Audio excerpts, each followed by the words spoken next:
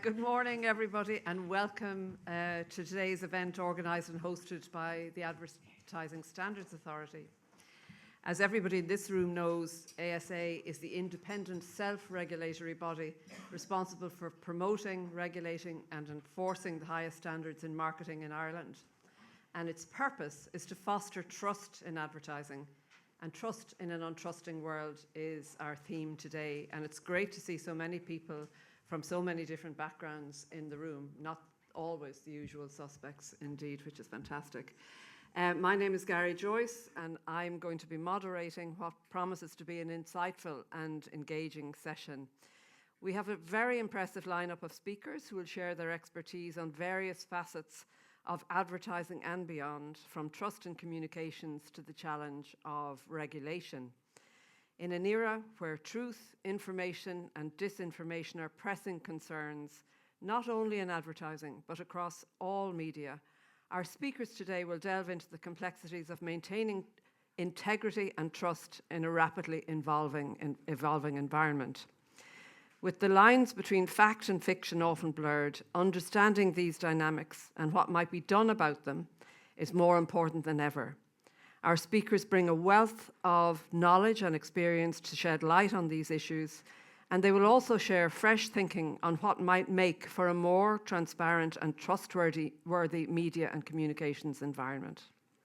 So let me quickly give you an outline of the shape of the morning. We will begin in a moment with opening remarks from Miriam Hughes, Chair of ASA, followed by Claire O'Rourke, Research Director at Dentsu, who will present key findings on trust in advertising, a new piece of research commissioned by the Advertising Standards Authority. Niamh Hodnett, on my left here, is Online Safety Commissioner at Commission Meán, and she will address the critical issues of online safety and in particular Ireland's online safety framework that makes digital services accountable for how they protect people, especially children, from harm online. Niamh's presentation will be followed by our keynote speaker, the renowned creative director and author Dave Trott, who will be no stranger to many of the people in advertising in the room. And Dave will offer his insights on the challenges of truth in advertising. And finally, we will have journalist and entrepreneur Mark Little, who will engage in a fireside chat about his perspectives on what's happening in the online world, future trends, and the evolving media landscape. And Orla will close the session at, we hope, 10:30. So we will be trying to keep to time as best we can, and I hope the panellists will forgive me for intruding and buzzing if there are little over time. So first, let me introduce Miriam Hughes, Chair of ASA. Miriam is a business advisor and non-executive director. She's on the boards of AIR, Bus Éireann, Care Choice, Pluto and CIE, and she is also former CEO of DDFH&B, one of Ireland's largest communications companies. Miriam.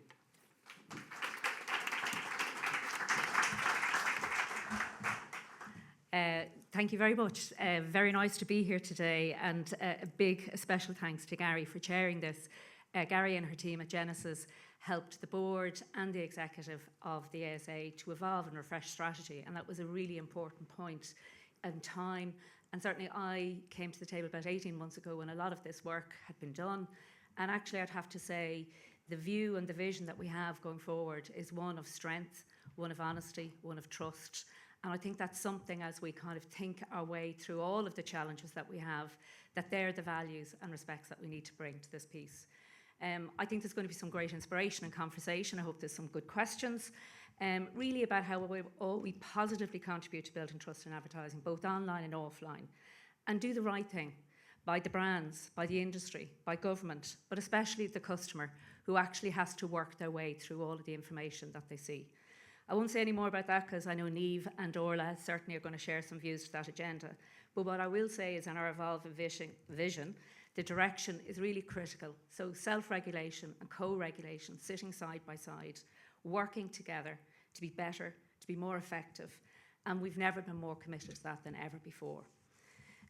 We have evolved as an organisation. My fellow board members, I see all in the audience there, actually have worked together to create a real sense of how we want to be more agile, more streamlined, more focused on all of these areas, so that actually as a self-regulator that we're stronger than ever before. We do have a slightly smaller board, but we've also created a larger media forum where more media owners can contribute and guide us. And I think that's a really important place for as many people to get around our table. We are bringing new independent members on our board, and that's to ensure we remain adaptive and alert. We believe our independent board members will broaden our perspectives, help achieve diversity of views, so that we make really good decisions for strong standards in all areas of self-regulation. I've worked in this industry for some time. I won't even name the years on that basis, both as a client and as a CEO of a large agency. But I've always been acutely aware of the complexities of this ecosystem and the constant level of change that presents itself to us. Darwin once said, "It's not the strongest of the species that survives, nor the most intelligent that survives. It is the one that is the most adaptable to change." The advertising landscape has changed fundamentally, and how we protect customers and brands needs to change too. The ASA is strongly positioned to be at the forefront of both self-regulation and co-regulation. It has the critical knowledge base. We have the industry experience. We have the media owners sitting around our table. What we've now got to do is ensure the best solutions are achieved to answer all of those challenges that are put in front of us every day. Agility and adaptability will be our friends. They'll equip us to build trust. And I think it's a volatile roadmap ahead, but volatility only needs more adaptability. I look forward to a great discussion with some great speakers, and I thank them all for being here with us today. And what I do is actually say to you all, engage with us at every stage, because actually it's the diversity of views that helps us build the strength in our opinions. Thank you.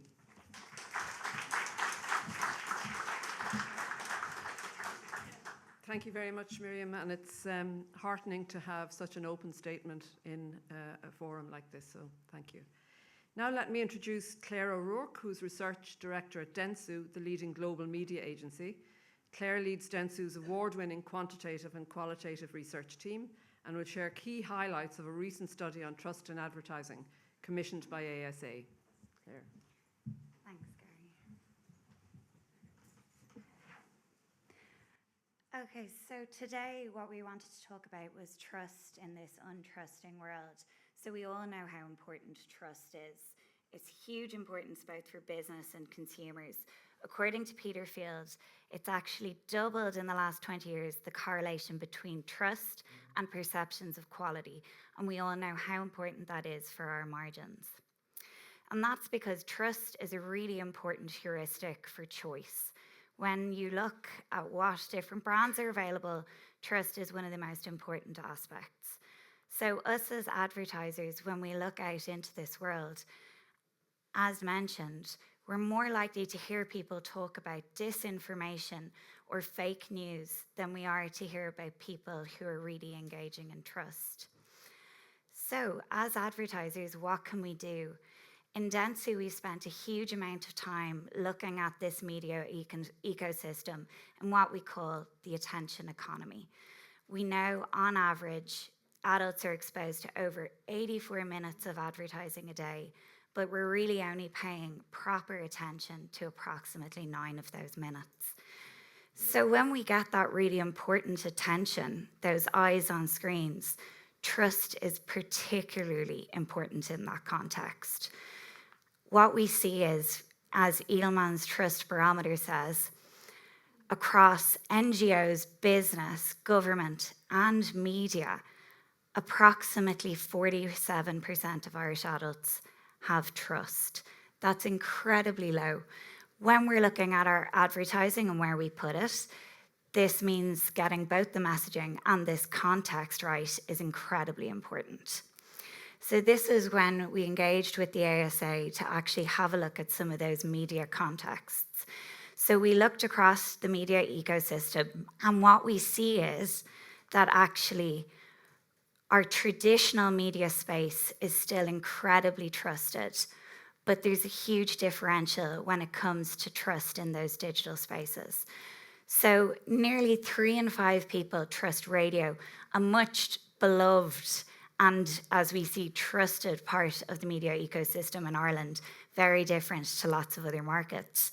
We also see high levels of trust in TV, cinema, print, and out of home. But that drops to less than 1 in 5 when we look at our digital media and ads in those spaces. I think what was really interesting about this is actually not just the percentage of people who trust, but the percentage of people who do not trust in each of those spaces. So we actually see when we look at our digital media space, over 50% of people still in 2024 do not trust influencer ads. We see that over a third of people aren't trusting the ads they're seeing in search and display. And that is really, really important for us to know and for the ASA to know as it builds trust and regulation in these environments. So when we look across both traditional and digital media, we asked people, are they more likely to trust online ads or digital ads? So 17% of people have more trust in online ads than our traditional media. This might seem quite low, but actually research that we did with the ASA in 2020, this figure was 6%. It's nearly tripled in that time. It went from 6% in 2020 to 9% in 2022. So we can see as the ASA moves into that digital space and regulation of those ads and requiring codes in influencer media, it's actually having a really genuine impact. On the other side, 56% have less trust in ads that are online versus traditional media. What's interesting about this is actually this has grown too. So what we see are people getting more off the fence and becoming even more polarized as we see across many things. Now, something we try not to do in media very often is look at our demographics. But in the context of trust and the media landscape, this was really interesting. When we look at our 18 to 24-year-olds, they're much more likely than an average adult to trust search ads, to trust influencer advertising, to trust ads on social media, and to have a greater trust in online advertising than traditional media. Now, these figures might still seem small. It's only about a quarter of our 18 to 24-year-olds, but it's also really important. We see this time and time again. Our 18 to 24s have much greater openness towards digital media, AI, and also sharing their data. So this is still a really small percentage. So what can we do? What we see is actually regulation builds trust. Across the research that we did with the ASA, we saw that those who are aware of the ASA and regulation are actually much more likely to be trusting ads across the entire media ecosystem. Similarly, research that was done in the UK shows that those who are aware of the ASA in the UK are nearly twice as likely to be trusting the ad industry. So it just shows how important that regulation is. Now, do consumers actually want regulation? What's really heartening is they really do. 3/4 of Irish adults want stronger regulation of digital ads. So the ASA is doing a really important job here. And 95% think that we as advertisers need to comply with these advertising standards. So there's this really strong appetite amongst consumers for greater regulation of digital ads. On the flip side, we do see that 64% of people are confident in the transparency and truthfulness in ads in Ireland. So we are doing a good job. We just need to convert that last third of people to really believe in the ads that we are placing. And we really need to continue to work on that influencer advertising figure, with only 1 in 10 trusting influencer advertising. So what are the 3 takeaways from the research that we did for the ASA? Traditional media is much more trusted by consumers. We've a long way to go for that digital media figure. Awareness of regulation and standards have a really strong impact on trust, and consumers have a really strong appetite for advertising regulation. So if you're going to take 3 things away from our research, I'd love you to take that. Thanks.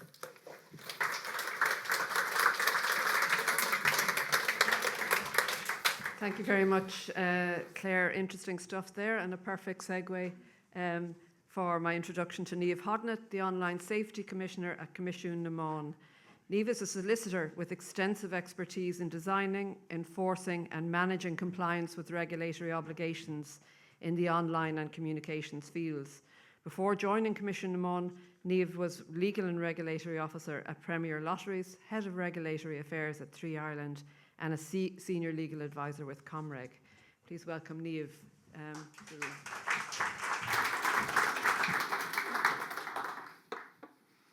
Thanks, Gary, and good morning, everyone. I want to start by thanking Orla Twomey for inviting me to speak here today, and also to congratulate her on recently becoming chair of EASA as well, the European Advertising Standards Authority. When we were first established, one of the first organisations we met with was actually the ASA. We met with Michael and Orla, and that's because the role of the ASA and what it does in the advertising space in terms of self-regulation and in terms of building that trust, particularly leading the work in the influencer area, we saw it's really important. And you'll see in my slides that we'll be entering into a cooperation agreement with the ASA, and we have a letter also of cooperation with the EASA as well. So turning to who we are. So we were established in March of last year at Coimisiún Meán. We're the media regulator in Ireland. Originally, the Broadcasting Authority of Ireland was in place and was the regulator of radio and TV broadcast. And it's great to see Michael and Declan here in the room today, who are stalwarts of that organisation. And the BAI always had a traditional close working relationship with the ASA, and we've continued that as Coimisiún Meán. So our role is to ensure a thriving, diverse, creative, trusted and safe online and media landscape, where there's a mix of voices and sources of news, and where children, indeed all of us, are protected from harm. We're made up of 5 commissioners, an executive chair, a media development commissioner, a broadcasting commissioner, myself, the online safety commissioner, and a digital service commissioner. So the media, whether it's traditional media or digital media, in all its form, falls within our remit for regulation. And we're not alone in this space. Obviously, there are many regulators that touch on the advertising landscape, so the Advertising Standards Authority leading in this space as the self-regulatory authority. But there's also a role for all the regulators as well, so ourselves as Coimisiún Meán, Comreg will play a role, Food Safety Authority, the Central Bank of Ireland, and also the CCPC plays a really strong role in terms of consumer protection. And I think it touches on what Claire and Gary were saying, that essentially customers do want to be able to trust. They want to be able to trust where they're getting their source of news from. They want to be able to trust where they're seeing their ads. And organisations want to be able to work with trusted organisations. And those that are regulated can point to the fact that they're abiding by the rules of regulation, or they're following the rules of regulation. And that can have a positive impact too, in terms of brand and otherwise. So for us, as I said, one of our key stakeholders is the ASA and EASA, the European level, and that cooperation is so important to us. While people can come to us and raise complaints with us in relation to advertising on media, in particular already in the broadcasting space, and we're evolving as well in the digital space, and we set up a contact centre in February of this year to be able to take queries and complaints as well. We do encourage, particularly in the area of advertising, for people to explore it first, obviously first with the platforms or the broadcaster, but also to reach out to ASA, because they really are the expert when it comes to dealing with advertising complaints in a swift way. We continue on that long cooperation which the BAI had with ASA, and we're engaging in setting up a cooperation agreement to build on how we're working together so closely. And we have a statement of common intent between ourselves and the EASA, so the European body to which ASA belongs, and that's in place since 2023. And that particularly applies to our work in the Online Safety Code and the advertising space as well. So our online safety framework is made up of several tools. There's the Online Safety and Media Regulation Act, under which we're developing an online safety code. There's the Digital Services Act, which has been directly applicable in Ireland since February of this year, and the Terrorist Content Online Regulation, not so relevant hopefully for your advertising, you never know, which we're a competent authority since November of last year. So that makes up our online safety framework. My main focus is establishing an online safety code, and that code is largely based on Article 28B of the Audiovisual Media Services Directive, and it has a strong advertising element to it as well. So we want to protect minors from anything that can impair their physical, mental or moral well-being. We also want to protect against incitement of hatred or violence, and then we want to protect against child sex abuse material, terrorism, racism and xenophobia. There's a number of advertising and commercial and audiovisual commercial communications restrictions also required under the Audiovisual Media Services Directive. They can relate to alcohol, they can relate to ensuring that certain advertising isn't aimed at children, and also that an ad is clearly declared to be an ad, and that the functionality is in place for somebody to be able to tag something as an ad. So some of the areas of commercial communications that we deal with in our code are basically an ad or commercial communication can't be harmful to the general public. And there's a list of things there that could be harmful to the general public. Something that could wouldn't respect human dignity, that could discriminate, would be prejudicial to health or safety, prejudicial to the environment, advertising of cigarettes or e-cigarettes, encouraging immoderate consumption of alcohol products, medicinal products that would require a script, for example, surreptitious subliminal messaging as well. And there's also ads that would be harmful to children. So something that could, I suppose, exploit their credulity or their inexperience. And I think a huge example of this would be in the toxic beauty space. So we're seeing increasingly a generation of children who are purchasing products or using Pastor Bar to convince their parents to purchase products in relation to skincare, and they're 7, 8, 9, 10, 11, 12, and they probably don't need anti-aging creams and all the eyelash serum and everything else that they think they need. So that's probably an example of that. And something that exploits, I suppose, the special trust. Children trust a lot in what they see online, and particularly the digital natives. And I think we saw that, and it's a good thing that as the digital age, those that are digital natives age, they will trust increasingly what they see online because they've grown up with it. They know nothing other, and that's no different, I suppose, than originally. There was probably a lack of trust on television or radio, or whatever else. It's what you're used to, but I do think that sometimes they're probably not as aware. They're probably a little bit more trusting than we'd like them to be, particularly in relation to disinformation or otherwise. Or conversely, they just trust everything they see, whether it's on mainstream media or whether it's on radio or wherever else, that they see it all much the same. And where we'd love to get to, I suppose, is that same trust as we adults will place in mainstream media, that we would start moving the dial or moving the needle to increase that trust online. So as the online companies become more regulated and as they deal more effectively with their safety of their users, whether it's in relation to advertising, whether it's in relation to restricting harmful content or illegal content, that trust will build as well in the online space. And the concerns about disinformation will ameliorate. We don't think it's ever going to be fully safe, but it can be a lot safer than it is today. And often they say in relation to disinformation that lies halfway around the world while truth is still putting its boots on. So I suppose today, particularly with AI and self-generated AI for all sorts of reasons or deep fakes, people begin to not trust everything. But there's a lot of good work being done in the AI space to be able to tag or watermark in some way imagery that's AI generated. And I think the more that's complied with and the more that's done, then the greater trust we can have in what we see as well online. I'm not saying we shouldn't be have a healthy amount of suspicion in relation to some things, but I do think there's a lot of room there to build trust further. In relation to alcohol, again, we say that alcohol shouldn't be placed in the online space or advertised in the online space where children would normally see it. So alcohol ads, this is. So, for example, if an ad was being placed in relation to alcohol, additional measures would need to be put in place, such as age assurance to ensure that whoever is visiting that particular part of the digital space was of age majority, was over 18, and parental controls were in place, or content rating or additional tags were in place so that children wouldn't ordinarily see that type of advertising. It's important to note as well, I suppose, is that we have a suite of measures proposed in our online safety code, and no one is to kind of trump another. So for some things we require age assurance, particularly in pornography, extreme and gratuitous violence. For it to be age assurance to be there where appropriate, and also various other measures like parental controls that can protect children. But as I said, it's made to clear something as an ad and not to profile children, because platforms will collect data of children in relation to parental controls and age assurance, and that data shouldn't be used to profile children for the purposes of advertising.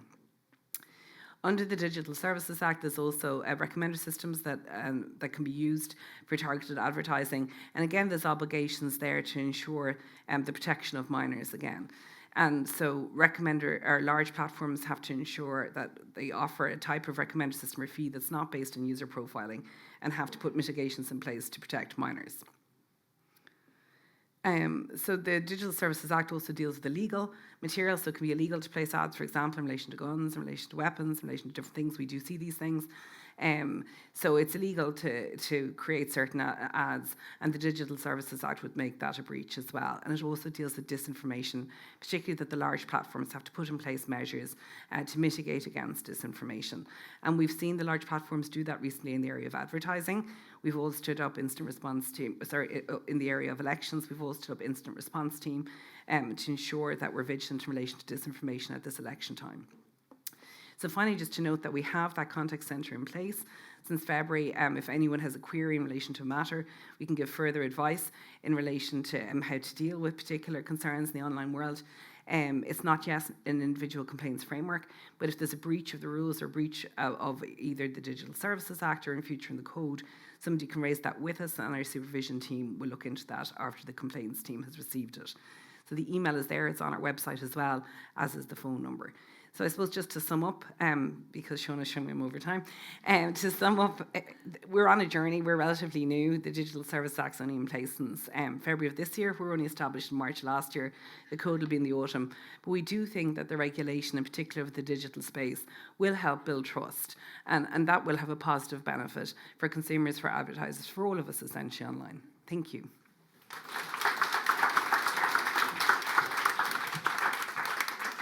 Thank you very much, Niamh, for kind of a whistle-stop tour of the entire regulatory landscape. Very helpful, so thank you very much. Our keynote speaker, Dave Trott, has been described as one of those industry legends that you're expected to know about, and certainly as if you're as old as I am, you do know about him. But anyway, a renowned creative director who's worked with some great clients and created some famous campaigns over the years. Hello Tosh, Galatoshiba, Ariston, and on. We do wish for that. And Pepsi's Lip Smack and Thirst Quenching, etc. Dave is founder of several highly successful UK agencies, including Gold Greenleaf's Trott and The Gate London. His contribution was recognised in 2004 when he received the D&AD President's Award for a Lifetime Achievement in Advertising. But he hasn't rested on his advertising laurels. He's the author of several books, largely around creativity and thinking, including Creative Blindness and How to Cure It, and The Power of Ignorance. He's also one of the most prolific bloggers and tweeters, or Xers, whatever they're called now, around. So Dave, thank you very much for coming to Dublin this morning.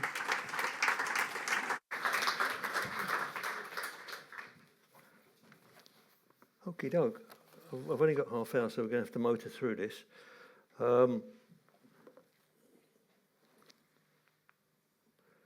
Bill Bernbach, although what I'm going to talk about isn't just going to be the latest trendy, gimmicky, flashy stuff that will change every 5 minutes. You need to get back to thinking about what's gone wrong. Is we've got back to thinking about, Bill Bernbach said, our proper area of study is simple, timeless human truths. Because principles endure and formulas do not. Your latest gimmicky formula that will change next year, and a new gimmicky formula the year after, all of that is flashy stuff, and it won't change anything. If you go back to the principles of what we're doing and why we're doing it, you'll find out why nobody trusts us. So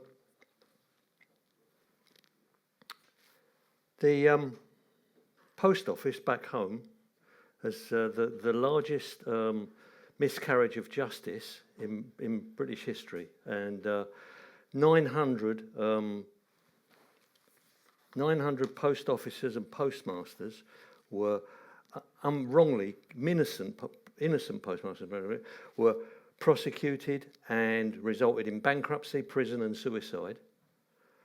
And the person who was in charge of that, the chief exec, was in the dock. If you've seen the programme 2 years ago, she was in the dock being questioned, and the judge was asked, how come you ignored this for 20 years and tried to pretend it wasn't a computer fault, it was just these people were stealing your money? And she said, I did it to protect the brand. And the judge said, excuse me, I'm not in advertising, I don't know what that means. What is the brand? And she ummed and ahed, and she couldn't describe what a brand is, because it's a gimmick word that we all use and nobody can properly describe what a brand is, but it's a gimmick word that you must use, like a religion. And he said, well, is a brand, for instance, what you say about yourself and all your advertising and everything you do everywhere? Like you say everywhere, the nation's most trusted brand. Because he said, I'm failing to see how prosecuting 900 innocent postmasters and lying and cheating and frauding is protecting your brand, was the nation's most trusted brand. And now they've had to take that off everywhere because they are now, if anything, the nation's least trusted brand. So that's a great example of how claiming trust and using the word trust is absolutely meaningless. If you have a look at what people think about advertising, this is doctors and nurses got top, of course, people, you could trust them. Then you could trust scientists, engineers more, judges in the armed forces, newsreaders, priests came down to 62%, charity workers, 50 to 45%, bankers and counsellors, 41%, journalists, government ministers and politicians, 26 to 19%, and bottom of the entire list was advertising execs at 16%, lower than estate agents. We are trusted lower than people who lie for a living. So, why is that? Well, have a look. This is Coca-Cola, one of the biggest brands in the world, is currently running this everywhere, all over South America, all about recycling their cans. And everybody in advertising, all the trendies, all the love it to bits, and what a great thing it is. You just take the logo and crush it up, and it says crushed up cans, disposable. And they've got these posters everywhere saying recycle me in all the different languages, right? And the truth is, what everybody knows, when you look at a chart for who is the most damaging polluter on the planet, the Coca-Cola company comes top, responsible for 11% of plastic pollution on the planet, while they're claiming recycle me and they're claiming values in looking after the ecology. That's kind of the gap between trust and between, if we say trust, we'll be trusted. So let's do that. And then the reality that everybody knows is this. So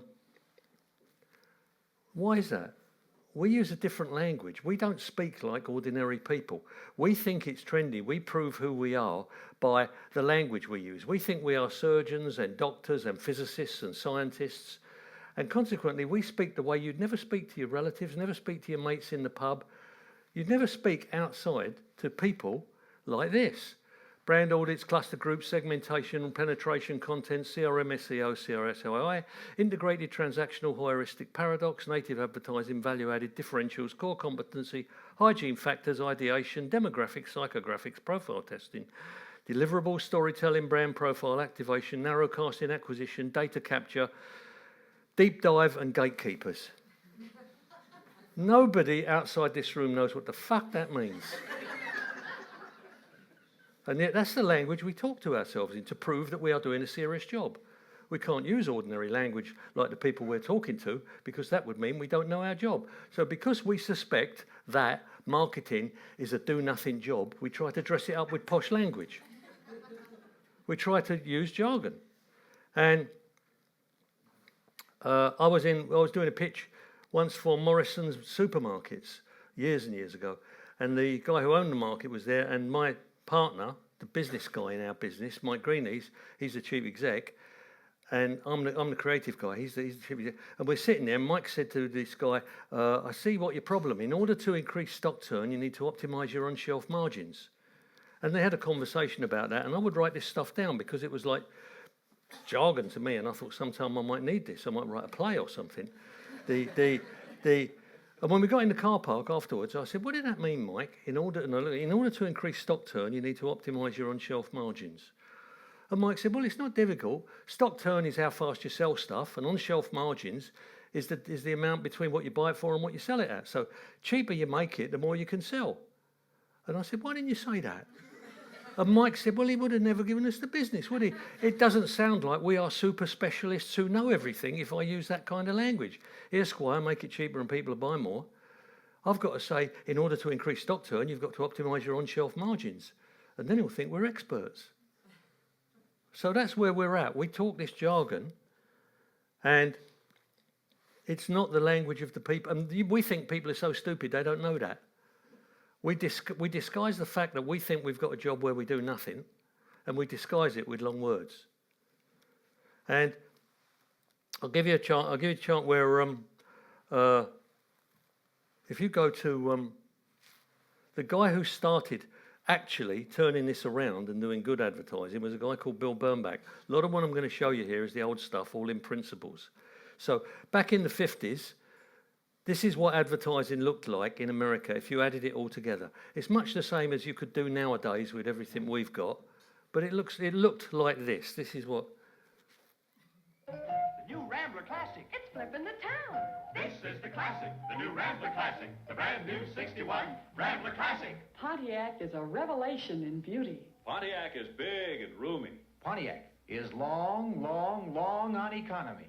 And furthermore, Dodge gives more miles from every tank full. And every 58 Ford has new Magic Circle steering. Inside, you'll find this lady's beauty vanity. This luxury is standard equipment on all the Larks. Even has a city horn and a country horn. Push-button command of all driving ranges. No other car in Mercurysfield offers you automatic push-button lubrication that we call Multiluber. All you do is pull the control button, and the magic starts. The world's only hideaway hardtop. The roof slides open, the step drops down, and you have 3 cars in one. Family station wagon, fun-filled convertible, and utility wagon. All of this sort of makes you wonder what those masterminds are going to think up next, doesn't it? Big, bigger, biggest, roomiest, longer, longest, smarter, crisper, lowest, smaller, massive, glamorous, distinctive, elegant, well-built, bold, roomy, impressive, versatile, fabulous, smooth, smoothest, luxurious, supercharged, tough, heavy, awesome, and yet surprisingly affordable. Okay, so that's what the consumers see and hear every night on the box. You might think all this sweat you've put into doing your ad and making sure every comma, every dot, everybody's happy with it. You put it on, it gets visible in front of that lot. Now with that, Bill Bernbach released, in the middle of all of that noise and mess, Bill Bernbach released this ad, which was the first of the actual good ads.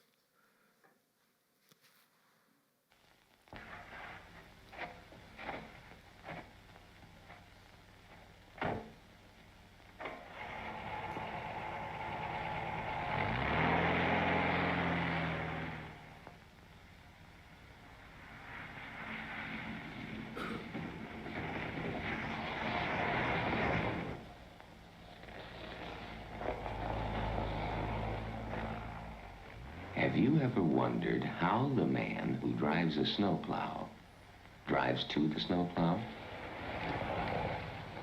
This one drives a Volkswagen. So you can stop wondering.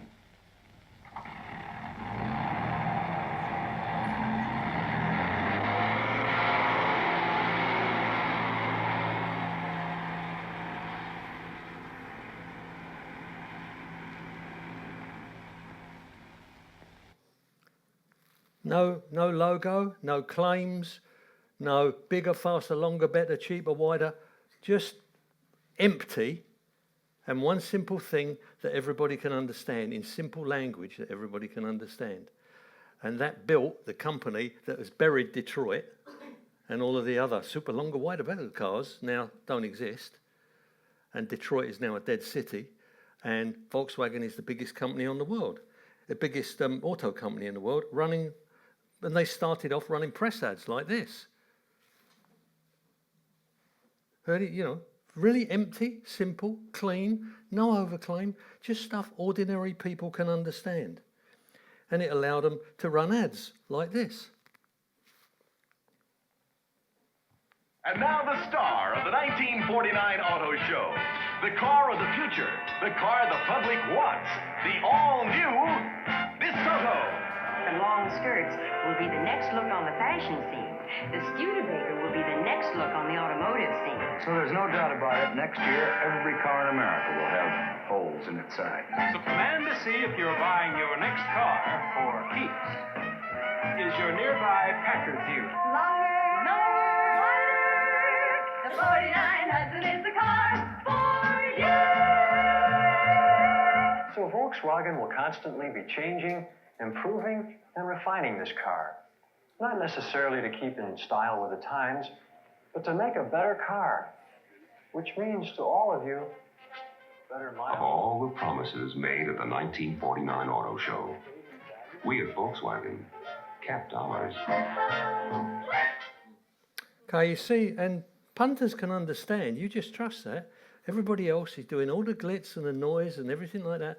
And all we're doing is we're keeping it really empty and clean and simple and telling you one thing that you can take away with you. And with a whole night full of mess on your TV, one simple, empty, quiet slot that tells you one simple thing. And that allows you to do things. Once you've got that in people's minds, you can then hijack what's actually going on. This next ad, I was in New York at college when all this stuff ran, and this next ad, everybody tore out the paper, and in 1969, everybody tore it out the paper, and everybody had it on their walls, and Volkswagen became, it's ugly but it gets you there, that's the day they landed on the moon, right? Volkswagen became like a patriotic car. A German car became, it was all the American values of simplicity and honesty and no lying, and it became so big everybody tore their ad out. That never happens. They tear it out the paper and put it on their walls because they're so proud of it. And Volkswagen was able, because of its honest, simple values, to be able to hijack all of the American values.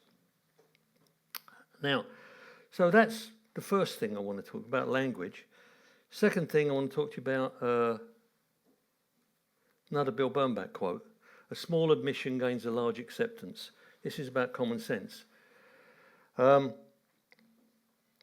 If you are on it, there's a belief that you never ever say what's wrong with you, you only ever claim what's good about you, as if nobody knows what's wrong with you. You don't mention it in your advertising. Whatever you do, don't mention that. Just mention the good stuff. So people know you're lying straight away. So what Bill Bernbach is saying is if you tell a small truth, you gain a lot of acceptance for people now to know you're telling the truth.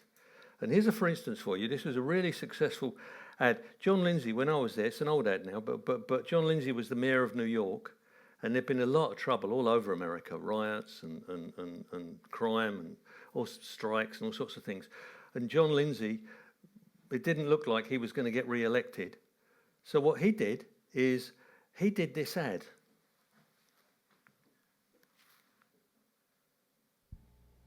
I guessed wrong on the weather before the city's biggest snowfall last winter, and that was a mistake. But I put 6,000 more cops on the streets, and that was no mistake. The school strike went on too long, and we all made some mistakes.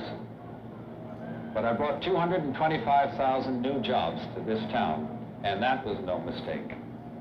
And I fought for 3 years to put a 4th police platoon on the streets, and that was no mistake. And I reduced the deadliest gas in the air by 50%, and I forced the landlords to roll back unfair rents. And we did not have a Detroit, a Watts, or a Newark in this city. And those were no mistakes. The things that go wrong are what make this the second toughest job in America. But the things that go right are what make me wanted.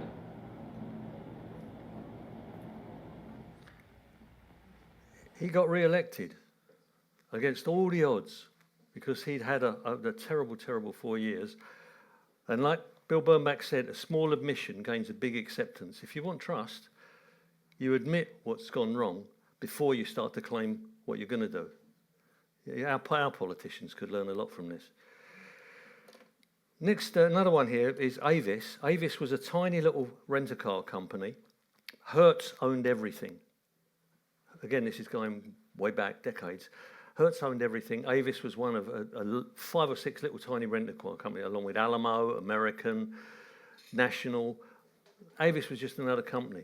How could they wanted to take share from Hertz, but how could they do that? What could they claim? Well, you could easily claim, well, what the boss of Avis said to the company, to the ad agency was, well, we got more effort, we try harder, and we're only number 2 and we try harder.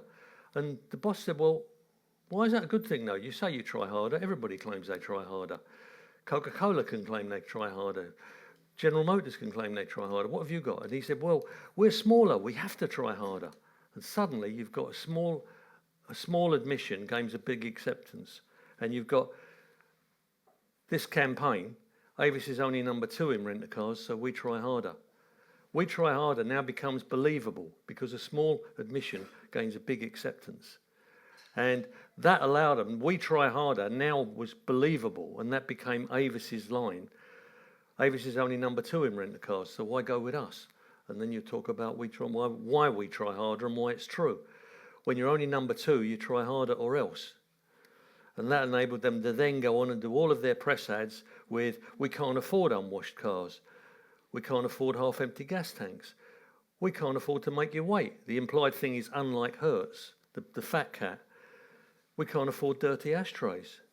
The implied thing is the fat cat, number 1, can, we can't. And so everybody wanted their button right across America. We try harder was now believable because they told you.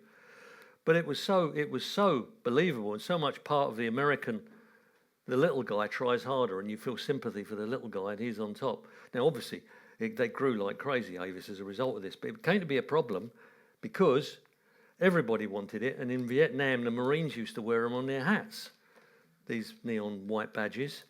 And it became such a problem that the government had to ask Avis to make some camouflage badges. And Avis had to make 30,000 camouflage badges to send to the guys in Vietnam for their hats. So they wouldn't. Now, you imagine that when you're so much part of it, the army wears your line, and you've got to even make camouflage badges for the army. That's, you want to talk about trust and belief. If I say Volvo, what's the first thing you think of about Volvo? It's safety, right? But why do you trust Volvo to be safe? Why should they be more safe than anybody else? They do talk about safety, and their guiding principle is safety, and it always has been.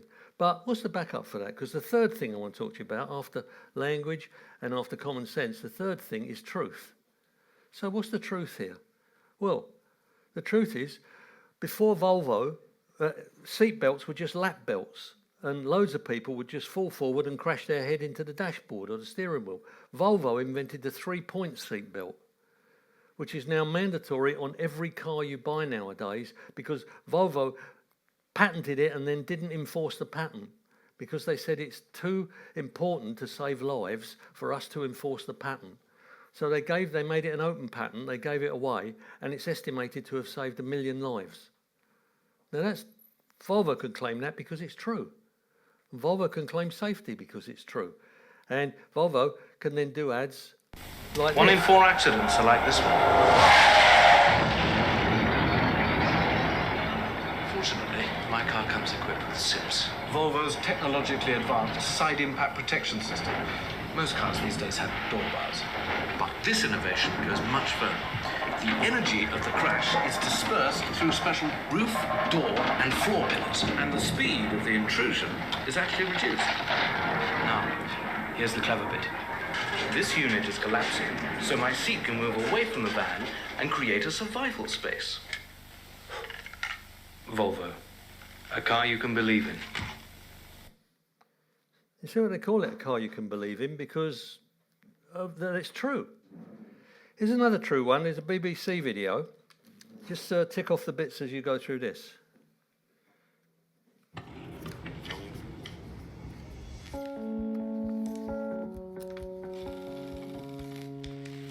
It's really a lot of fake news. Сейчас на украинской территории.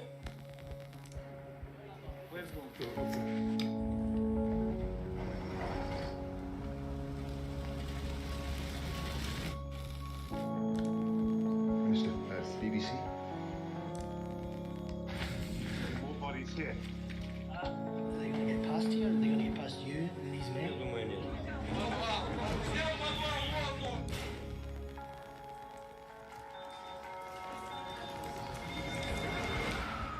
How soon do you think it could be before there is real fighting here? Guy, just... No! Get in here!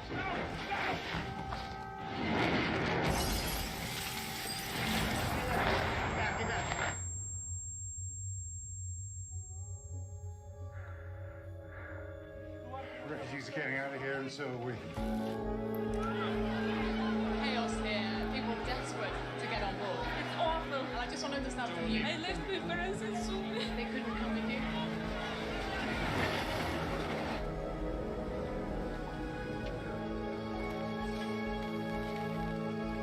Where were you at the exact time of the attack? Are you not concerned that Russian officials will be tried for crimes against humanity? What you read about what's happening on the ground. And you're ready to pull the trigger on that gun. Why is that? If that is what you think of him, how do you sit across the table to try to stop the war?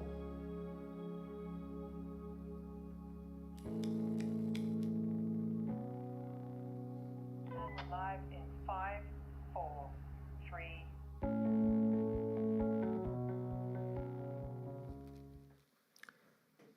Okay, the important bits there, I mean, I think they could have made it punchier, but the important bits are validate evidence, corroborate claims, accuracy is more important than speed, check and verify, and the line, if you know how it's made, you can trust what it says.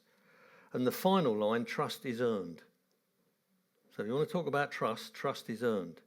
Now, final thing I've got here, this is when you get it wrong. How do you put it right?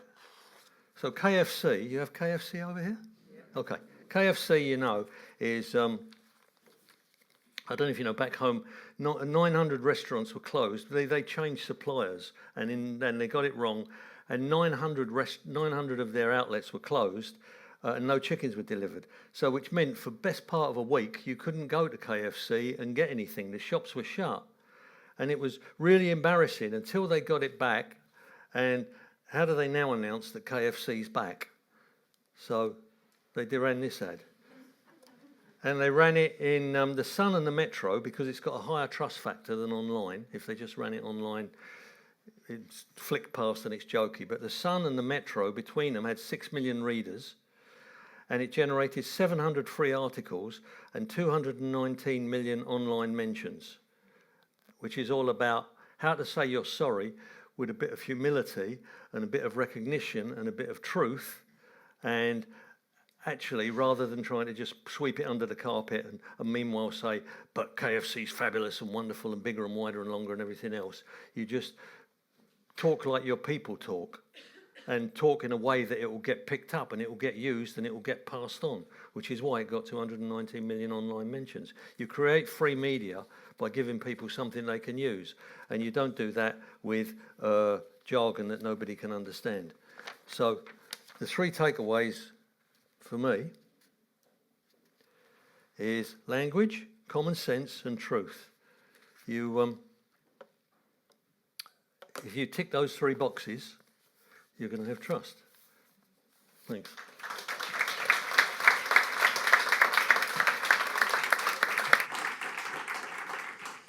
Thank you, Dave. That was a tour de force and a trip down memory lane for some of us, and but also hit home very hard in terms of closing that say-do gap, which is actually extremely important and increasingly important in the world we're living in. We're going to move to our fireside chat piece in a minute, so we're going to jiggle around chairs on this stage for a moment. And I'm going to introduce Mark Little, Again, who won't be a stranger to many of us in the room. Mark is an award-winning journalist, author, trend spotter and tech entrepreneur. And as many of you will know, he spent 20 years in broadcast news and as a reporter and presenter for RTE. And he was the station's first Washington correspondent. I'm sure the BBC ad resonated with you. Yes, exactly. In 2001, he was awarded Irish TV Journalist of the Year for his reporting from Afghanistan. He was also anchor of the current affairs programme Primetime. In 2010, Mark founded the world's first social news agency, Storyful, which was acquired by News Corp. He then joined Twitter as Vice President for Media in Europe before going on to become Managing Director of its international headquarters. And in 2017, he co-founded Kinzen, a global leader in protecting online communities from harmful content. And Kinzen was acquired by Spotify in 2022.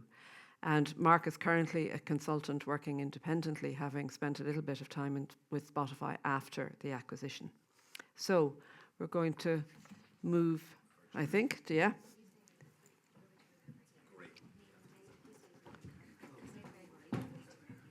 Thanks, Gary. I'm exhausted after that introduction. It's always horrible being introduced, I think, yeah. One of the adages of advertising is to overpromise or under-promise and over-deliver. So let's see where we get to here. So, Mark. Thank you. Okay. So, having built a successful journalistic broadcasting career, you decided to leave and to leap into the online world and the issues that were emerging around trust at that time. So that was very, very early on. And you did this initially in 2010 by creating Storyful, which I'm sure there was a lot of exploration and everything before you actually landed on what the concept was. And then in co-creating Kinzen in 2017. So I understand that Kinzen is specifically focused on online threats and real-world safety, which is actually part of the conversation we're having this morning. So you've spent a huge amount of time looking around you and looking ahead, and I suppose identifying emerging trends or possibilities or, anomalies in that environment. Knowing what you know now, how profound is the crisis in trust online? It reminds me an awful lot of 2010, when I remember leaving RTE. One of my friends was going to organize an intervention because they thought I'd lost my mind. The idea of giving up a really glamorous job in television. But I felt something, a simultaneously fear for what I believed in, my craft, what Dave just showed us on that video about the BBC's ethos, that it was over, it was dying. The foreign correspondency I had done didn't seem authentic anymore. And yet it's like a real deep sense of excitement. And there's a great phrase from an Italian philosopher. He said, the old world is dying and the new world is struggling to be born. And what was happening back then is happening again today. And the bad news is bad news. Like, let's not just sugarcoat this. We have a situation now because of the rise of AI that it's going to become more difficult for traditional media to connect with audiences. Google is going to do the Googling for you thanks to AI after the announcement last week. That is profoundly bad news for traditional media that's struggling to survive already. We're starting to see the decline, I think, of the internet that we know right now. We're starting to see AI create a tidal wave of shite, to use the phrase. Like literally, it is a zombie internet in certain parts of what was traditionally the places we went to seek information. And on top of all that, I think there is this kind of this whack-a-mole being tried by some governments to try push back the tide of things like mis and disinformation without recognizing, I think, the difficulty in trying to decree these things out of existence. Now, there's good news. The good news is there's great regulation approaching. DSA, I think, having been involved in the Code of Practice and Disinformation when I was at Kinzen, focuses a lot on the right things. Safety by design, not safety by decree. You can't tell people they're going to be safe, but you can force big technology platforms to be accountable and transparent about the way they design products. And that, from my experience inside those platforms, is super effective. The thing that really makes me so excited right now is a change in the behaviors of younger people. Like, we have this feeling that it's the young people who are being manipulated. It's the exact opposite. Those of us who were born in an era of traditional media are the ones that are drowning. And these kids are like two goldfish in water. They don't think about this cloud around them. What they think about is each other. And they've developed incredibly well-developed ways of detecting bullshit, relying upon each other to sense make, and then to demand more of the people who are trying to command their intention or their attentions. So I'm seeing great studies done by the FT Strategies Group on the next generation of news consumer, which I think has a lot of resonance here. Younger people are looking to creators and influencers. We heard from Claire earlier on that we need to raise that trust level in those kinds of people. What they're looking for is, first of all, affinity. Do you look like me? And this is why the idea of focusing not on the BBC brand, but on Orla Guerin, Jeremy Bowen, Lee Doucette is so important. People are looking to someone who looks like them. Second, have you got credibility? Have you got lived experiences that allows you to tell me what investment I should make or what health product I should buy? They don't need to be journalists, they just need to have lived experience. And then transparency of intent. Do you have my back? Like, do I trust you to know that what my interest is being served here? So young people are starting to orientate themselves around these values, which is allowing them to sort of rely upon each other. So my daughter is 18 years old, hates journalism. I mean, she has a visceral anti-reaction to people calling themselves journalists. But every day she's seeing raw footage from Gaza. She's not looking necessarily to the media brand, she's looking to Moaz Azazi, who is a journalist on the ground who used to be what they call fixers for the big brands. He's got 18 million Instagram followers, gained over the past 6 months, because he's on the ground, he obviously has credibility, he's liked the people looking at him, and he also has lived experience. There's so much in all of that. I want to go back a tiny little bit in relation to what you said about the internet and how the internet is changing, and then perhaps we might come forward again into the trust in individuals and how you see young people perceiving this environment. What do you see that's going on in the internet world that makes you say what you've just said? Well, again, I'll start with the bad news. Yeah. The wave of the internet started out, destroyed IBM and all the big players, right, and created Google and Facebook, etc. So the first wave of the internet was disruptive, and new young players came in and refreshed our experience of the world. With AI, it's leading to the consolidation of the powerful companies, which is the biggest fear I would have, particularly for regulators. But what's good about it is we're starting to see, like with the Volvo example that David mentioned about, they created this patent, but they gave it away. We're starting to see the development, I think, of much more open source technology. So even Google, Facebook is an open source LLM. I think we're starting to see the destruction of the old social media platforms where everyone thought it was a good idea to give us a space with 5 million of our 5 billion of our closest friends, to much more small social platforms organized around social and interests. And then a factor I'm seeing, which will sound like a bit of science fiction for people, but the arrival of a decentralized social web. So people who are on, let's say, threads could talk to Twitter people. And so that's going to create... Talk about that a little bit more, because I think so at the moment, if you could imagine a world before email, well, only people with Gmail could talk to people with Gmail. And then suddenly someone changed the protocol beneath email and we could all talk to different servers. That is happening right now. We're moving away from the dominant platforms to protocols that are much more open and decentralized, which might allow people to say, hey, I don't want to hear any slurs, curse words, or offensive words. But someone else might say, no, I want to hear all that.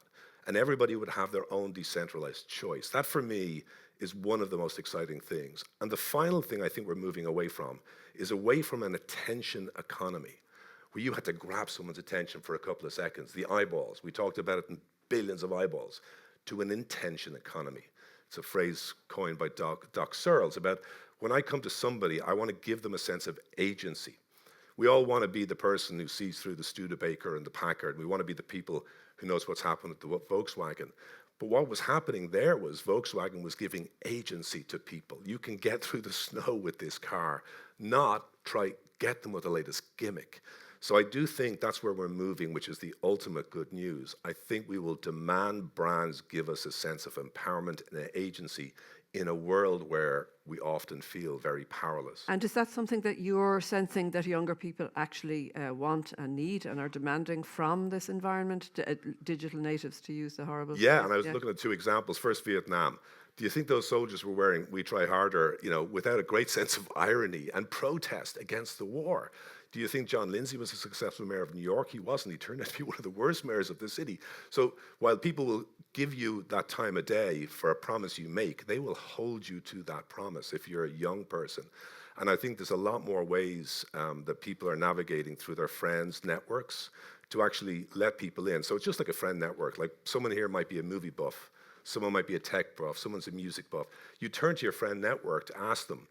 And there is a price of failure. If you give them the wrong movie to watch on Netflix, you're going to go back next day and go, hey, Wim, that was crap. Are you an expert or not? And so that level of interaction and that demand is something I see a lot in Spotify, which is long-term value they talk about. Like, if we give you 1 out of 10 bad recommendations, we will suffer, and we have a price of failure. So the price of failure, I think, is the one big thing we could all think about. And how do we avoid that by being not just authentic and telling the truth, but actually being held to account in the long term. And you mentioned there, I think that younger people also have good bullshit detectors that they can identify what's true and what's not true. That brings us, I suppose, into the whole area of misinformation, disinformation, and that older people have much more difficulty in identifying that. Talk to us about that and the implications for democracy and politics. It's really important that we don't just think about disinformation as this big cloud being orientated and created by people in basements. It's not that. There's misinformation, which is things people say to each other that make them feel better, that are wrong. A lot of that is dangerous when it comes to things like health, and we should be looking at ways to counter that by creating awareness and media literacy. Disinformation is very different. This is organized campaigns of deception, to a large extent by governments, by political movements that want you to have a position on immigration, and I think increasingly, it has to be said, targeted propaganda by politicians who see that they can be more radical and populist and gather votes. And this is where I think regulation can be extremely dangerous, is that we think we're just going to pass fake news laws. I hate that phrase, because it makes us as establishment figures feel better that we're doing something to wipe out this threat. It will backfire on us. And I think the good regulation like DSA is saying, okay, platforms, have you got a process in place that lets us reply to a user's complaint? Or if you close down someone's account or make a decision, how do we make you accountable to that? That is a much more effective way, I think, of dealing with deception. Deception is essentially criminal activity, I think, as far as I'm concerned.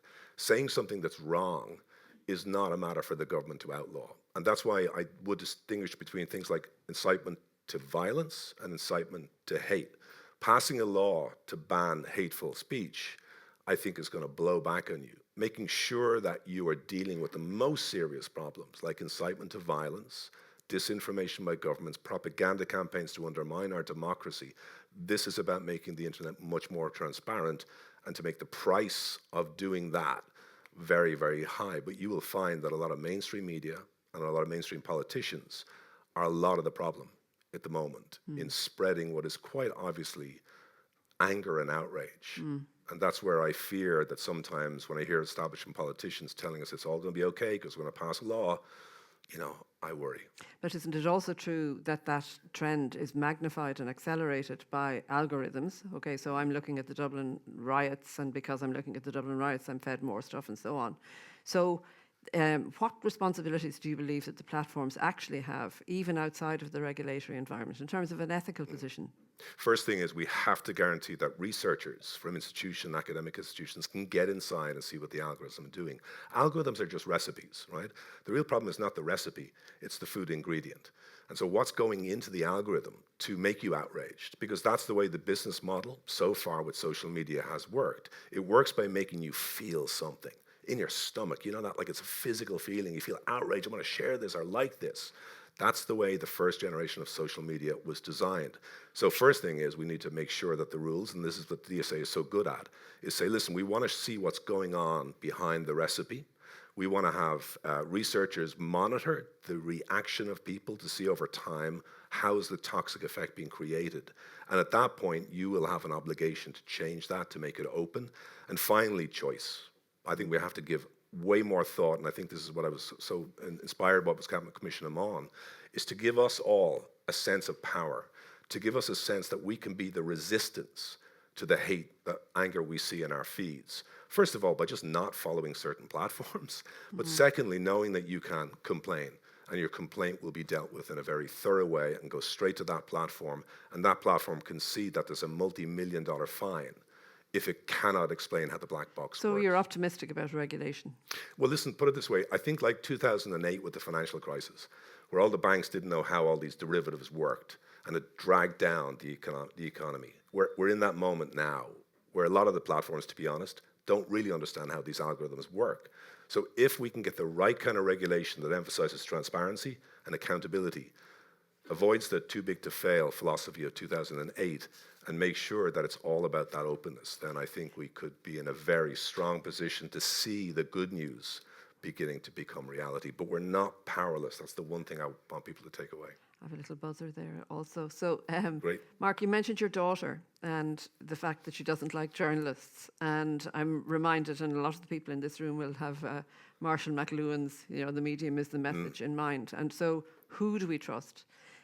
When I was doing some research for this, I was looking at Kinsen, and you set out your principles very, very clearly online, as many companies do. These are our values, okay, and our behaviours need to reflect these values: fairness, independence, diversity, impartiality, and standards. What can advertisers and marketers actually learn from trusted media brands? Well, I think Dave's example there with the BBC was so powerful. Like, I used to go to the BBC maybe 10, 15 years ago, pitching what we had then as a Storyful, which was all around, again, word UGC, user-generated content. The massive change in the internet is that we don't sit down at 9 o'clock and the voice of God will talk to us and tell us what the news. We don't go to the news agent in the morning, buy a newspaper, knowing it's left or it's right. We don't sit down, listen to radio.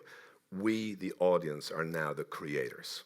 So my daughter every day is aware of the fact that if she spreads something, she is creating that story. And so she wants to see how this is made. She's reacting badly, by the way, against people who are calling themselves citizen journalists, or people who do their own research on stuff like vaccines, because she knows that this process has been corrupted. And I fear that in so many ways we think about how can we sustain the mainstream media brands, and less about how do I connect my daughter to, Adrian Weckler, Una Mullally, whoever these people that I trust. And I think that's what it's all about now. Mostly the internet is becoming orientated around visual. Everything is visual. Even podcasts now becoming video podcasts. That's one thing we got to understand. So just like the printing press created a violent period in human history, radio is used by Hitler. We are entering into a period now, I think, with AI, with a new type of open internet, that is potentially going to change our lives in good ways. But as long as we explain how things are made, we're held to account if we say something will work and it doesn't work. And we know that in the end of the day, there's individuals. Because the one thing right now that is most important is human sense making. The AI will wipe out anybody who's producing generative lowest common denominator advertising content. You are going to be wiped out by the tidal wave. What people will crave is sense-making, a human to a human explaining why. Come here, I tell you. Yeah. I love the Irish phrases, if you remember. How do you grab people's attention? Those are the emotional cues that my daughter reacts to today. And I'm just thinking writ large, that's, I think, how a brand is going to be communicating, is finding a sense maker, might be a creator, influencer, but somebody who can say, come here, I tell you. Thank you. And you know they've got your back. Brilliant. Lovely. Thank you very much, Mark. Massive amount of stuff there. We're pleasure. going to open up, we have 10 minutes or so to have some questions from the floor. If you have a particular question for a particular person here, please address the question to that person. When you stand up, to also just let us know your name. I love this moment of complete silence at the end.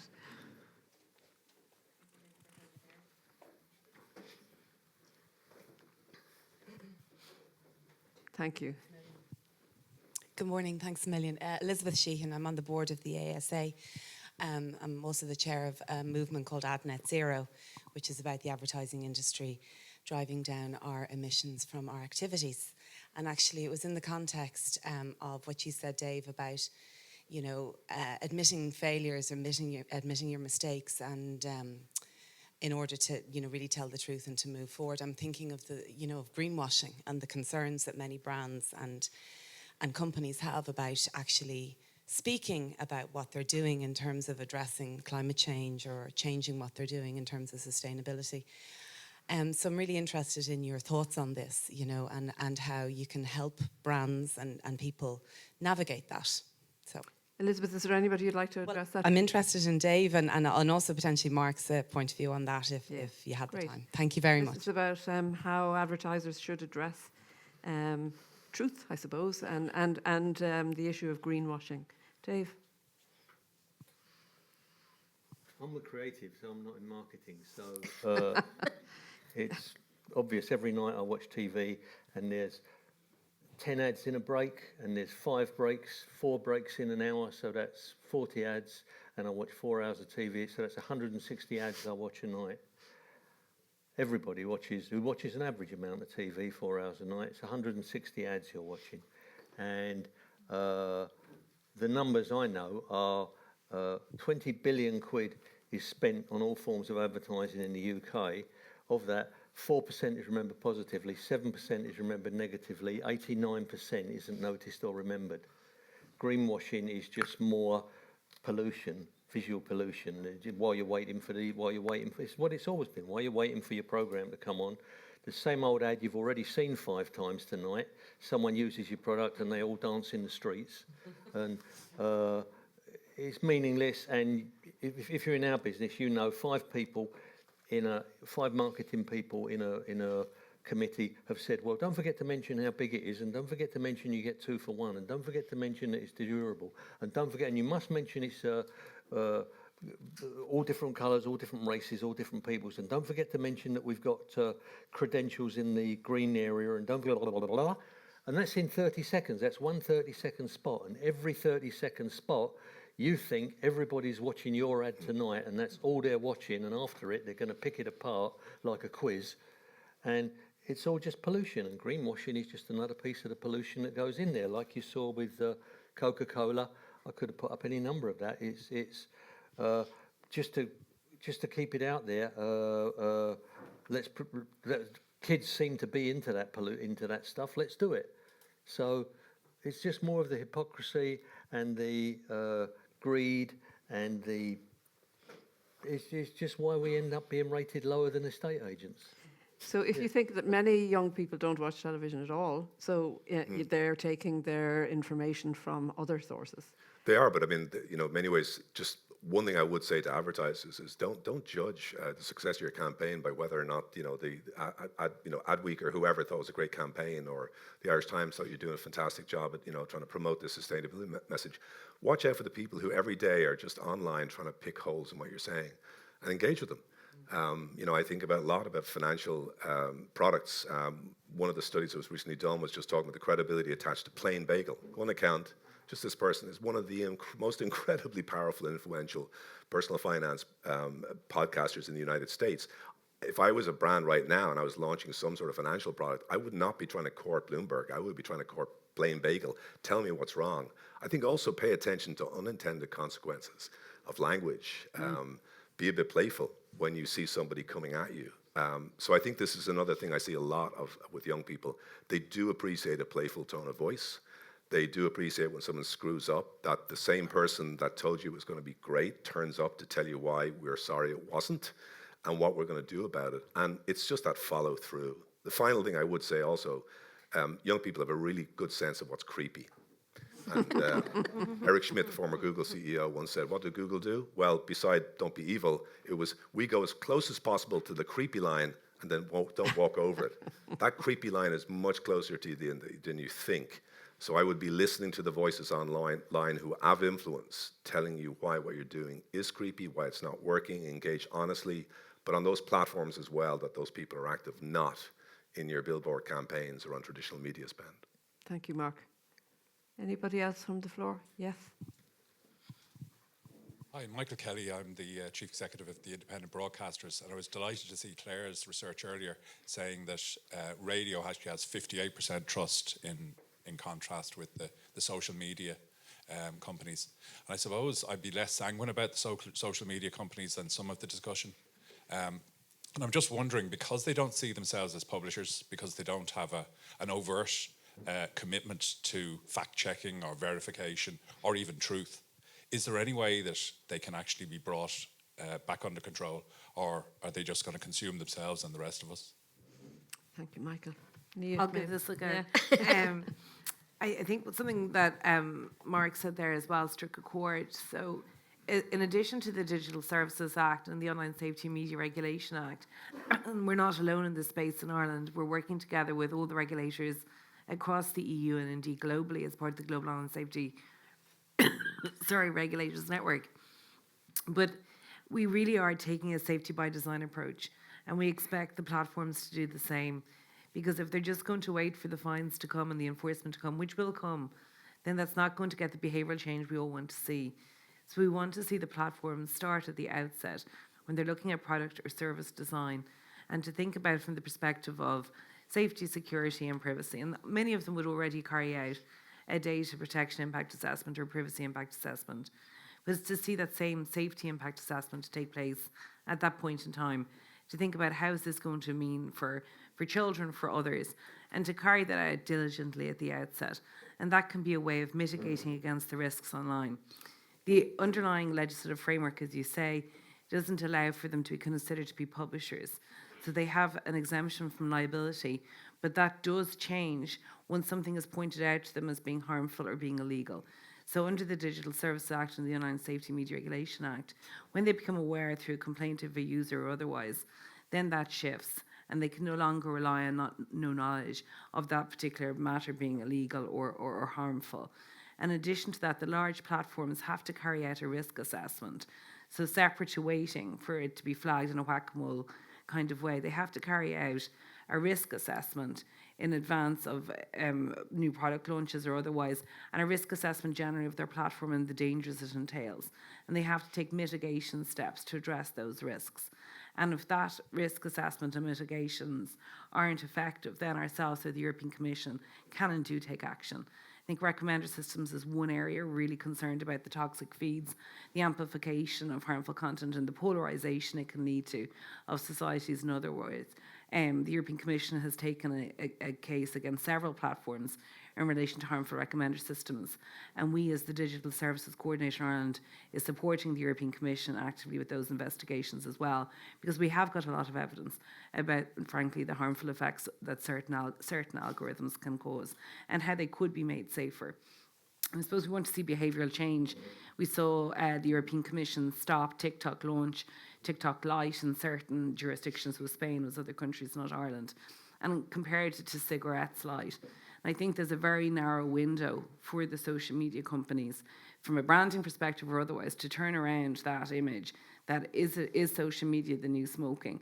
And there's a danger in going down that route, because I do think we speak of greenwashing, we speak of safety washing in our industry as well, that really platforms and all of us have to embrace the safety by design in a real way, or that trust won't be there, frankly, by the consumers. And I think if I could just jump in there in relation to the responsibility of the advertising community. So the ASA code says that advertisers have primary responsibility for the content that they create or the content that they cause to be created. And I think that in line with, a general responsibility, there is an onus on people in the advertising industry to place their ads, to create their ads properly and responsibly, but to also place them in places that on platforms or in media that do take account of the needs of consumers, do take account of safety. So it's not just a question of the regulation, but it's a question of acting responsibly in everything that you do, from creating the ad to where you actually put it. Because by putting your ad on a platform that is not safe or in areas that are not safe, you're monetizing that, and that's not acceptable. Okay, we've time for one more question from the floor, if there is one. Yes. Hi, my name's Anne-Claire Nolan. I'm the founder of Chromatico, a research and strategy business. And my question is actually for Mark. I just wondered if you could talk a little bit more about what you see as the future of social media, what you're hopeful for, and what your concerns are as you look to the future. Great. Well, I would hope that we are going to see a lot more pro-social networks than anti-social networks that we have at the moment. Again, everyone's made a very accurate description of where we have been, that we had an ad-supported model within social media that drove outrage and polarization. It is not a bug, it is a feature of the way social media was built.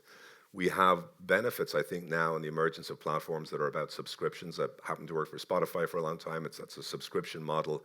It means you're not driving people to that moment of attention. You're trying to grab them. So I think what the benefits now with these more open source social platforms, I'm involved in advising a couple at the moment, is they're finding communities of interest that reflect the very complicated identities we have. So if I'm living next door to somebody and I've got a family and I go to work in a car, I'm next door to a single person who goes on a bike, their definition of local news will be very, very different. They may have a completely different identity to me, but right now they're treated as being part of a local news. And I think what's happening more and more is that social media at its best is allowing people to go to different groups in the day that might reflect the place they live, the profession they are in, their passion, and allowing them to wander into places that feel much more authentic than this idea that we walk into a room with all of these billions of people screaming and shouting at us. So that's the way I think we're going to see an animation. But one thing that's very important to pick up from the last point is the best journalism, the kind of thing we saw earlier on, was never supported by advertising. The Baghdad Bureau never made money. Investigative journalists never made money. It was never supported by ads. So I think there's an irony here that if advertisers, brands, and we as individuals want to see the defense of shared reality, which I think is one of the most dangerous things at the moment, is we all live in these polarized worlds. It will also have to create publicly funded media as a form of critical public infrastructure. I do not mean RTE, BBC on its own. Anybody providing these essential democratic information that we need to make up our minds about things, that needs to be supported in a very different way than the old days. And that's why I would say reform of social media will only go so far. To the point earlier, we have to intervene as a society to sustain vital public information, or else no amount of reform, no amount of legislation or regulation is going to solve that problem, which is the erosion of the shared reality that we need to be challenged for things like climate, for things like our democratic society, fighting back against the hate that will require a new attitude to public information. Thank you, Mark. I feel we're only scratching the surface of, what is probably one of the major issues of our time, but we are just concluding, and I'd like to thank the panellists and the speakers and introduce you to Orla Twomey, CEO of Advertising Standards Authority and recently appointed chair of IASA, for closing remarks. Thank you, Orla. Thank you very much.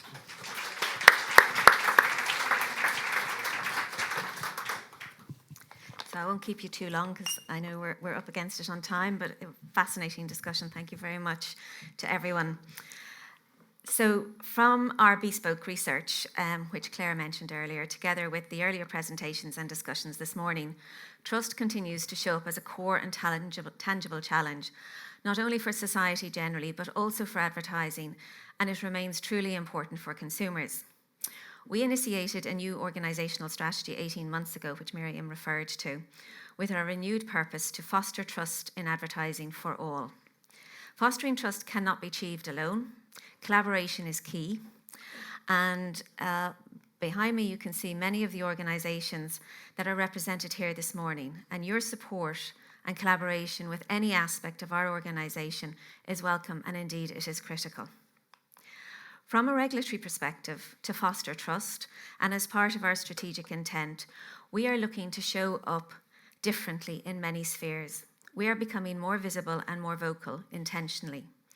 As part of our deepening footprint externally, we have activated several strategic transformation projects, which will increase our resource capacity internally so that we can share our resources more evenly across our service propositions. So what are we doing exactly? As fostering trust cannot be achieved alone, harnessing the well-recognised co-regulatory framework is paramount. A key reason for being open to co-regulatory approach is to avoid regulatory fragmentation. You heard this morning from Niamh Hodnett of our collaborative work and intend to deepen this in the future. In other areas of co-regulation, we have recently entered into an agreement with the Irish Film Classification Office and are in collaborative discussions with the new Gambling Regulator of Ireland. We also continue to work closely with the Competition and Consumer Protection Commission, having co-created influencer marketing guidelines with them just last year. We have mutually achieved a lot together with this practical initiative, and there is more to do. And as influencer marketing continues to grow exponentially with strong consumer engagement, we continue to drive higher standards in their commercial ad content. We piloted digital tech tools to monitor aspects of influencer marketing ad content at scale. We will work with partners to develop tools and create long-term effective monitoring in this space and reduce the number of bad actors. In line with our strategic imperatives of knowledge sharing and broad collaboration, we will be looking to the industry to be collaborative with us in developing further standards, in educating those who work in the advertising industry, and in generally raising the bar so that we can say the Irish advertising industry is a beacon of trust. Our recent survey findings show us that our intent is perfectly aligned with a strong industry appetite to engage with us in the knowledge sharing space. And to further upskill influencers, we will be launching a comprehensive e-learning influencer marketing standard certification in association with the European Advertising Standards Alliance, the membership voice for 28 ad self-regulatory authorities covering 97% of European citizens, and from which last week I'm honoured to chair. It's of course important that the whole of the advertising ecosystem provides full and equitable support to the advertising self-regulatory system. And from our perspective, it's because it's the right thing to do, which I'm sure you'll agree with. Adequate funding is key to our sustainability, growth and development, so that we can build an even stronger self-regulatory framework. We have further work to do to ensure that we have all the resources to deliver well beyond our strategic imperatives. Alongside our strategy, we have rethought our values and will now deliver against core values of rigour, empowerment, connection, integrity and boldness. We intend to live these values, to just demonstrate living them, and ultimately to contribute towards fostering trust in advertising. We have heard this morning that regulation builds trust. We intend to increase our strength as a regulator and so contribute to building trust. Today's event marks the one of many events like this that we will be hosting as we seek to foster trust in advertising for all, for the benefit of all. So you'll see and hear more from us. I hope to see you at our next event, so watch this space.